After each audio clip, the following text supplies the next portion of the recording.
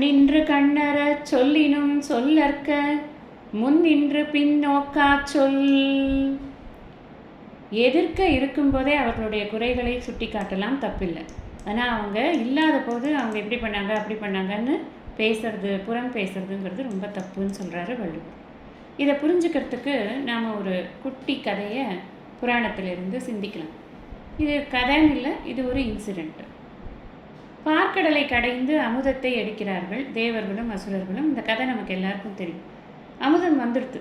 வந்ததுக்கப்புறம் இது உனக்கு எனக்குன்னு ஒரே போட்டியாக இருக்குது, சரி எல்லாரும் வரிசையாக உட்காருங்க, நான் தான் கொடுப்பேன் அப்படின்னு சொல்லிட்டு மகாவிஷ்ணு மோகினி அவதாரம் எடுத்துக்கொண்டு ரொம்ப அழகான ஒரு பெண்ணாக அவர் வருகிறார்.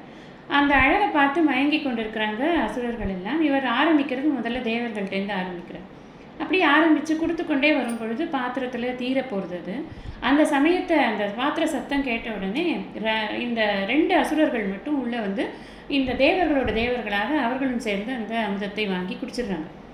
அப்போது இவங்க 2 பேர் உள்ளே பூந்துட்டாங்க அப்படிங்கிற விஷயத்தை இந்த சூரியனும் சந்திரனும் பார்த்துவிட்டு அதை வந்து மகாவிஷ்ணுக்கிட்ட சொல்லிடுறாங்க. இந்த மாதிரி இவங்க தப்பு பண்ணுறாங்க பாருங்கள் அப்படின்னு அவங்க முன்னாடியே சொல்லிடுறாங்க.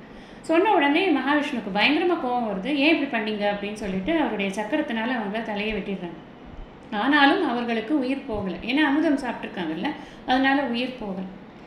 இந்த சூரியனையும் சந்திரனையும் அவர்களுக்கு வந்து அதுக்கப்புறமா பரமேஸ்வரன் கிட்ட சரணாகதி பண்ணி அவர்களை நவகிரகங்களில் நீங்களும் ஒருவராக இருக்கலாம் அப்படின்னு சொல்லி ஒரு இதை கொடுத்துட்றாங்க. போனால் போயிட்டு போகிறது அப்படின்னு சொல்லிட்டு கொடுத்துட்றாங்க.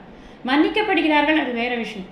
ஆனால் அவர்கள் வந்து வாங்கி கொண்டு போனதுக்கு அப்புறமா சொல்லாமல் அவங்க முன்னாடியே அந்த தப்பை வந்து சுட்டி காட்டினாங்கல்ல, அதனால் சூரியனையும் சந்திரனையும் எல்லா தேவர்களுமே ரொம்ப பாராட்டினார்கள். ஏன்னா எதிரி அப்படிங்கிறத நேரையே சொல்லிடணும், நீ பண்ணது தப்புப்பா அப்படின்னு நேரையே சொல்லிடணும். பின்னாடி விட்டு சொல்கிறதுங்கிறது ரொம்ப தப்பு. இந்த இன்சிடெண்ட் நமக்கு இந்த மாதிரி சொல்லணுங்கிறத காட்டுறது.